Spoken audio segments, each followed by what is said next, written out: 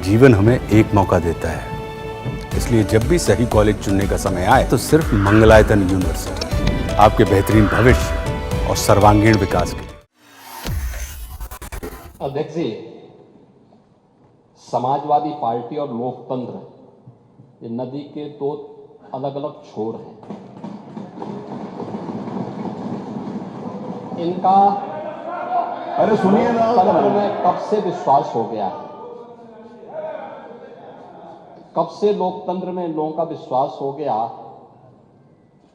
इनके मुंह से ये शब्द शोभा नहीं देते हैं।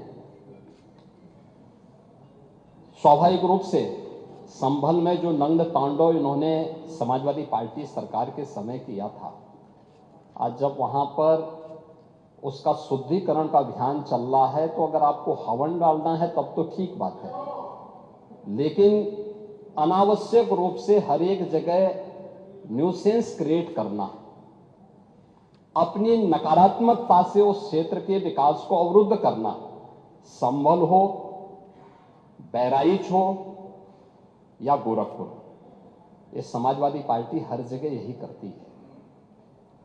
गोरखपुर के विरासत गलियारे के बारे में पांडे जी आप इतने वरिष्ठ हैं, लोग आपको अनावश्यक रूप से मोहरा बना करके आपके कंधे पर बंदूक रख करके, अब आपको कम से कम इस उम्र में इस बात का ध्यान रखना चाहिए कि इस उम्र में सब नहीं होने देना चाहिए, जो आपके कंधे में बंदूक रख करके निशाना साधने का प्रयास कर रहे हैं। आपके 3 दिन पहले मैं स्वयं उस विरासत गलियारे का दौरा किया था, मालूम है ना।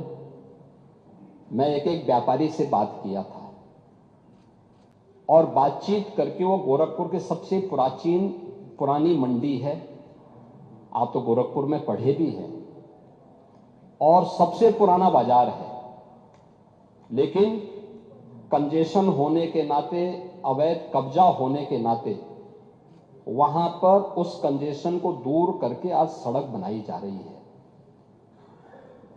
आप लोगों ने अपने समय में तो कुछ किया नहीं। वहां के मासूम बच्चे दम तोड़ते थे बीमारी से, इंसेफ्लाइटिस से 700 से लेकर 1500 बच्चों की प्रतिवर्ष मौत होती थी।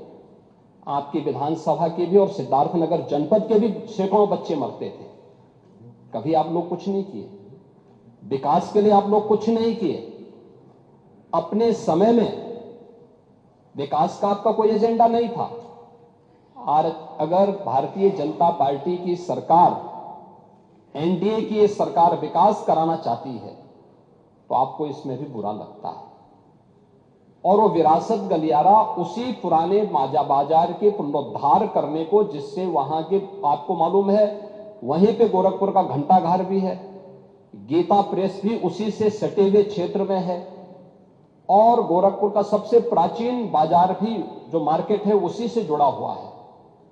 उस मार्ग को बनाने के लिए और एक एक व्यक्ति, एक एक व्यापारी को कंपनसेशन देने के बाद 3 दिन पहले मैंने स्वयं उस क्षेत्र का दौरा करने की बात की थी।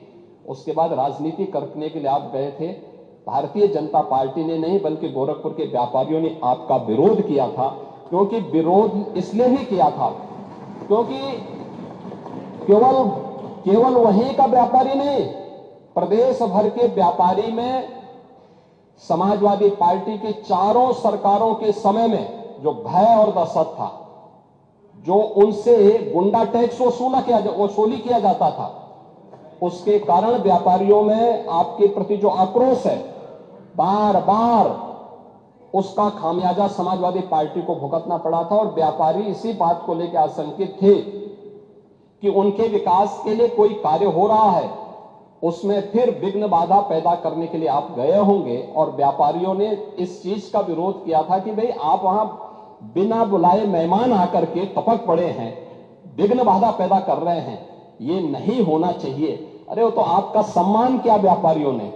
अगर कोई और होता तो बहुत कायदे से उनको सही ढंग से जवाब भी देते, ये मैं विश्वास के साथ कह सकता हूं, क्योंकि समाजवादी पार्टी से उम्मीद की ही नहीं जा सकती है कि वे सुरक्षा की बात करेंगे और अच्छा विकास का कार्य कर सकेंगे।